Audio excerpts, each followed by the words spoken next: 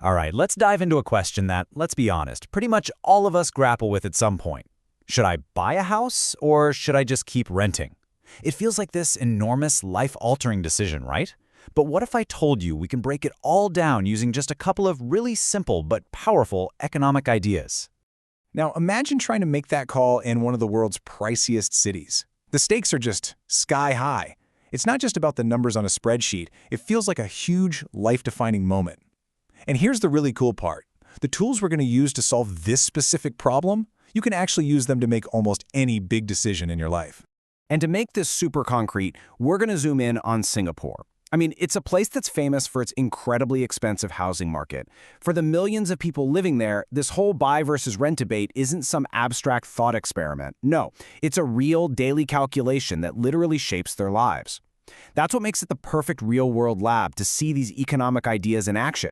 Okay, so when you're facing a choice that's this massive, where do you even begin?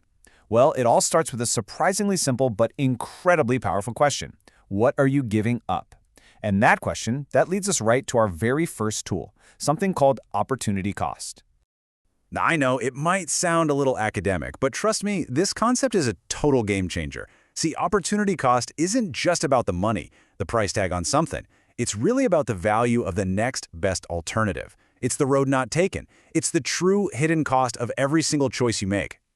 Think about it. Every single choice we make is a trade-off, right? So let's say you spend, 500 rupees on a concert ticket. The opportunity cost isn't just the 500 rupees. Nope. It might be the 2 or 3 books you could have bought with that money, the enjoyment you would have gotten from reading them. It forces you to weigh what you're getting against what you're really giving up. Here's a classic example to really nail this down. Deciding to go to university. On one hand, you've got the benefit, right? The potential for a better job, higher earnings down the line. But what's the opportunity cost? Well, it's the salary you're not earning for those 4 years. It's the actual, real money you could have in your pocket right now if you just started working. A smart decision means you have to weigh that future promise against the immediate income you're sacrificing. Okay, so understanding what you're giving up, that's one half of the puzzle. But what about the other half? What about what you get out of a choice? The satisfaction, the happiness. In economics, they call it utility. And this brings us to our second amazing tool for making smarter choices, something called consumer equilibrium. Now, before we get to what equilibrium actually means, we need to get one fundamental thing about how we all work. It's called the Law of Diminishing Marginal Utility. I know, it sounds super complicated, but the idea behind it is something you experience all the time. It's basically, the first bite is always the best. The more you have of something, the less extra satisfaction you get from each new bit. Just think about pizza. You're starving? You order a pizza. That first slice? Oh man, it's heaven. It's a 10 out of 10. The second slice? Yeah, it's still really, really good, but it's not quite the same mind-blowing experience. And by the time you get to that third slice, it's just fine. The magic is gone.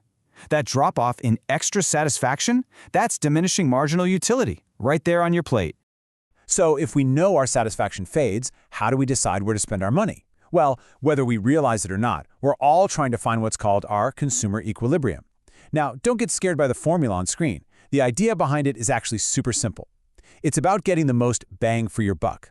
You're instinctively trying to arrange your spending so that the last dollar you spend on pizza gives you the exact same amount of satisfaction as the last dollar you spend on, say, a movie ticket. It's all about finding that perfect balance.